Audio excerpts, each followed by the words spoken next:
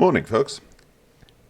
It seems the wargaming loot box scandal is the gift that keeps on giving.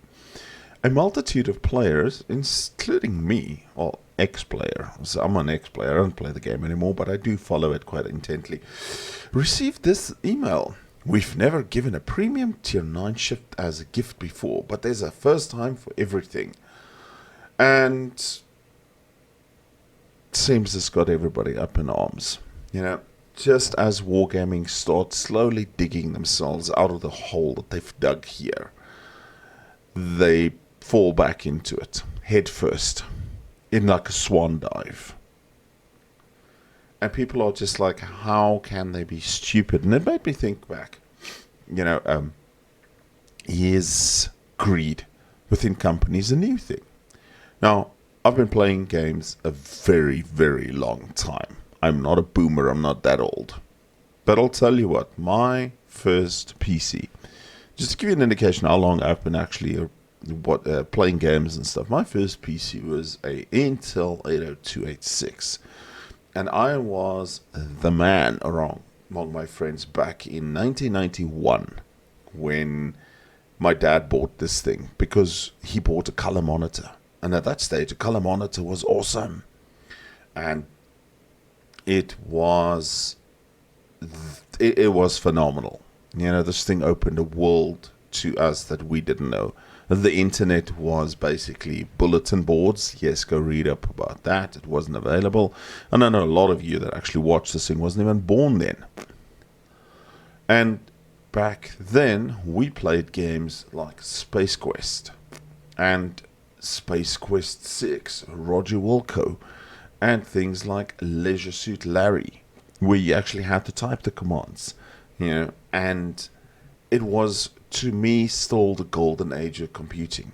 We sat around the PCs for hours, trying to figure these things out, and it was just absolutely phenomenal.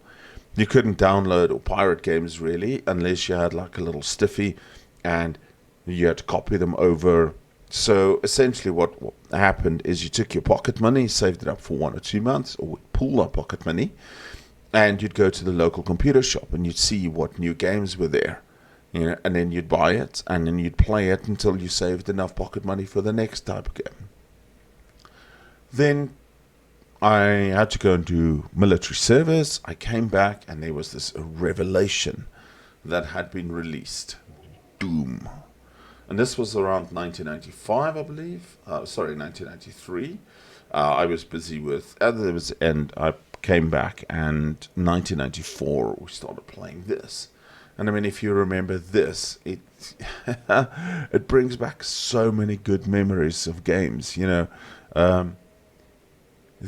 I started working while studying part-time in a computer shop, and games like Wing Commander came out. Now, if this name, Chris Roberts, looks familiar, and Wing Commander, he's the guy behind Star Citizen. And Wing Commander was released December 1994, so 1995, and this thing had live cutscenes. It was amazing. It was really like the golden age of gaming back then, And then early 2000s, things like Doom 3 came out with the improved graphics and the shadows, and everybody had to scramble to buy a video card that could handle it. I still remember spending, and I was still living with my parents, and let me actually have a look at it too. I still remember spending probably 2 months worth of paychecks on a Voodoo 2 graphics card. This thing. It was super expensive back then, but the computer shop got in, and I'd saved up, and it was made by 3DFX, and I had a Voodoo 2.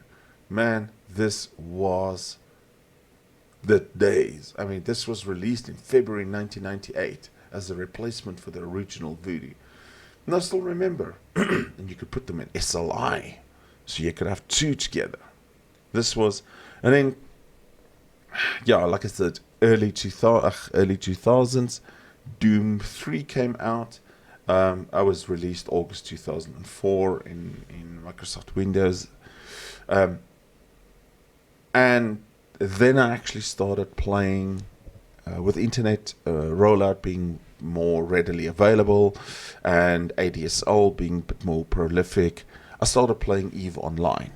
Now, EVE Online was a game I literally played probably from 2005 until about 2011. It took up a long part, for a big part of my life. It was an addiction. It was, and until till today, I actually refuse to play EVE Online because it is such an addiction. I can step away from any other game, but EVE Online nearly cost me a marriage, etc. And I was just like, no, I'm never going back. I'm never going back.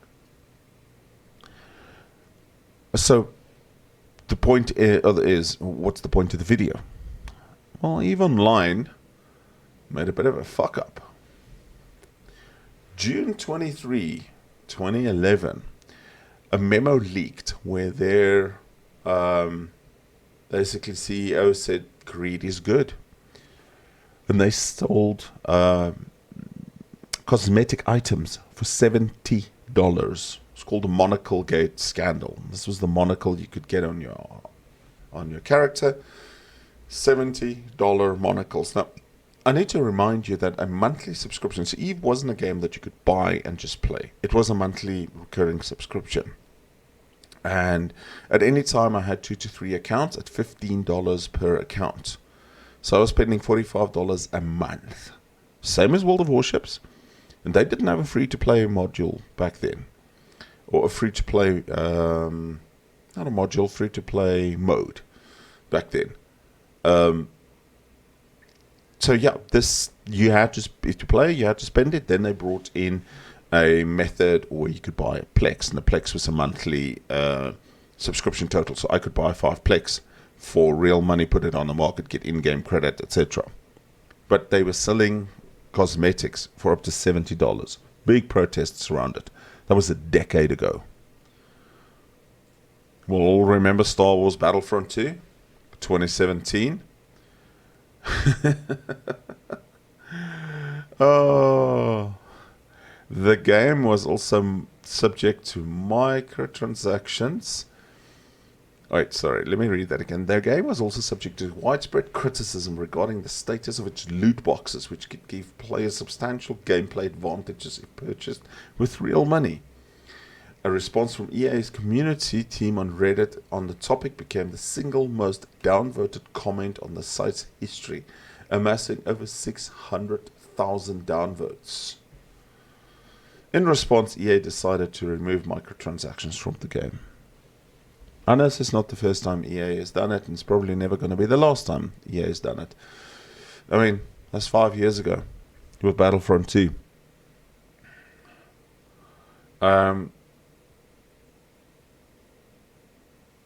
So the point I'm trying to make is this World of Warships thing is nothing new. Gaming companies become greedy the moment their titles become popular. And for myself, I earn quite well. I mean, I won't deny it. I earn quite well. You know, in South African standards, I'm apparently in the top 3% of earners.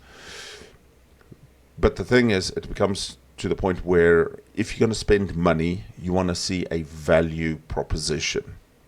I want to see I don't want to call it a return on investment because the game isn't really an investment. But if I spend money, I want to see something of value coming back. Giving me a fucking bunch of loot boxes with a RNG mechanic is not value.